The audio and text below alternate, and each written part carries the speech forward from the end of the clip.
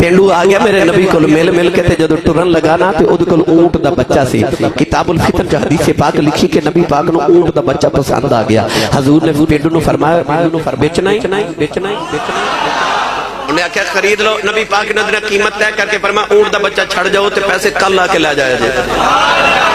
پینڈو tour پہ او گلی چ گیا نا تے اگوں مولا کائنات صدر بدم ولایت اسد اللہ الغالب غالب علی غالب حضرت مولا علی ابن ابی طالب رضی اللہ تعالی عنہ آ رہے. مولا علی ملے سو پینڈو نو سینے لگایا پیار کر کے تے آپ نے فرمایا کدھر آئے سو؟